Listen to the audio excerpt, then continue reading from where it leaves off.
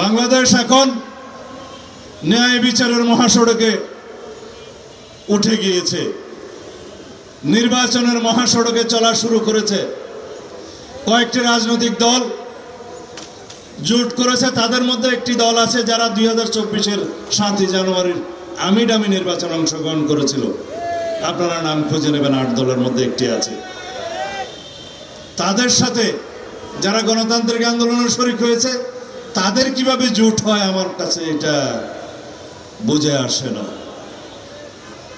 রাজনৈতিক স্বার্থে, গণ অভ্যুত্থানের স্বার্থকে জলাঞ্জলি দেওয়ার মতো ঘটনা।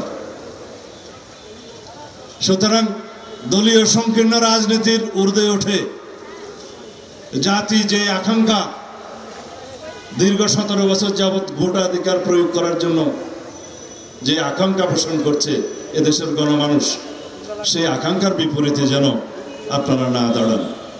কারণ আপনাদের ইতিহাস 71-এ জন আকাঙ্ক্ষার বিপরীতে দাঁড়ানো, 47-এ এই দেশের মানুষের আকাঙ্ক্ষার বিপরীতে দাঁড়ানো। এখন যদি আপনারা বাংলাদেশের মানুষের আকাঙ্ক্ষার বিরুদ্ধে দাঁড়ান, তাহলে জনগণ আপনাদেরকে প্রত্যাখ্যান করতে পারে। আমি জানি, বুঝি, আপনারা হয়তো আপনাদের দাবি দেওয়ার জন্য 5 দফা না কয় দফা দাবি দেওয়া আপনারা দিয়েছেন, সেই দাবি দেওয়ার জন্য আপনারা আন্দোলন করেছেন। একটা কি নির্বাচনের লেভেল প্লেইং ফিল্ড স্থাপন করা, সেটা নির্বাচন কমিশন এবং সরকার করছে। আর একটা ছিল বিচার যেন দৃশ্যমান হয়। বিচার যথেষ্ট দৃশ্যমান হয়েছে, বিচার চলবে, এটা দীর্ঘ ধারাবাহিক প্রক্রিয়া। বিচারে কোনো সময় রেখা নির্ধারণ করে দেওয়া যায় না, তাহলেও বিচার হয়। স্বাধীন বিচার ব্যবস্থা বিচার নিশ্চিত করবে ফ্যাসিস্ট শেখ হাসিনা সহ তার দোসর আওয়ামী লীগ বাদশালীদের যারা মানবতা বিরোধী অপরাধ এবং গণহত্যার দায়ে জড়িত, এর বাইরেও যারা যারা এই সমস্ত অপরাধের সাথে সংশ্লিষ্ট সকলের বিরুদ্ধে। সানশাইন আটা ময়দা সুজি, ভালোবাসায় তৈরি। তারপরে কি নির্বাচন অনুষ্ঠান করা। নির্বাচনের তফসিল তো আগামী সপ্তাহে অথবা 2 সপ্তাহ পরে ঘোষণা হতে পারে শুনেছি।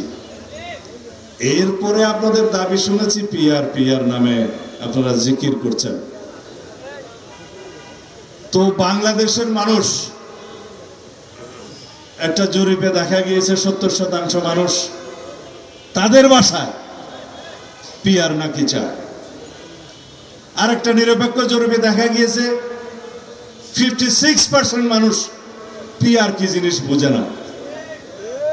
তাহলে আপনাদের এই 70% মানুষ কি এর মধ্যে নাই? বিভ্রান্তিমূলক কোন জরিপ নিয়ে বাংলাদেশের মানুষকে বিভ্রান্ত করা ঠিক হবে না। হ্যাঁ, আন্দোলন থেকে রাতারাতি সরে আসা একটু লজ্জা শরমের ব্যাপার আছে, কিন্তু জাতীয় রাজনীতিতে কৌশলে জনদাবির সাথে একাত্মতা পোষণ করা অত্যন্ত জরুরি। সেটা আমি জামায়াতে ইসলামের ভাইদেরকে অনুরোধ জানাবো, জনদাবির সাথে একাত্মতা পোষণ করে নির্বাচনের মাঠে দাঁড়ান।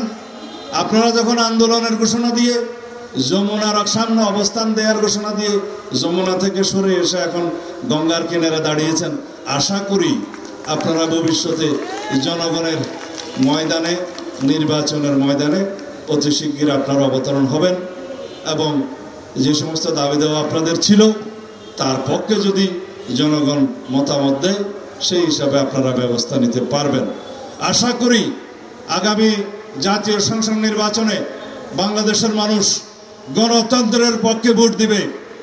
আর বাংলাদেশ জাতীয়তাবাদী দল বিএনপির অপর নাম হচ্ছে গণতন্ত্র। বাংলাদেশ জাতীয়তাবাদী দল বিএনপির অপর নাম হচ্ছে শহীদ জিয়ার রাষ্ট্রপতির সৃষ্টি করা বহুদলীয় গণতন্ত্র। বাংলাদেশ নামক এই রাষ্ট্রটি যে সূচনা শহীদ রাষ্ট্রপতি জিয়াউর রহমানের কণ্ঠস্বরের মধ্য দিয়ে হয়েছে, ইনশাআল্লাহ তার উত্তরসূরি, সুযোগ্য উত্তরসূরি দেশনেত্রী বেগম খালেদা জিয়ার সুযোগ্য উত্তরসূরি বাংলাদেশের এই গণতান্ত্রিক আন্দোলনের সর্বোচ্চ নেতৃত্ব, ফেসিবাদ বিরোধী গণতান্ত্রিক আন্দোলনের চূড়ান্ত পর্যায়ে যার সিদ্ধান্তে এই দেশ ফেসিবাদ মুক্ত হয়েছে, জনাব তারেক রহমানের হাত ধরেই এই দেশ উন্নতির, প্রগতির, উন্নয়নের চরম শিখরে ইনশাআল্লাহ উন্নীত হবে। আমরা সেই দিন দেখার অপেক্ষায়। খোদা হাফিজ। বাংলাদেশ জিন্দাবাদ। বাংলাদেশ জাতীয়তাবাদী দল জিন্দাবাদ। বাংলাদেশ জাতীয়তাবাদী মুক্তিযোদ্ধা দল জিন্দাবাদ।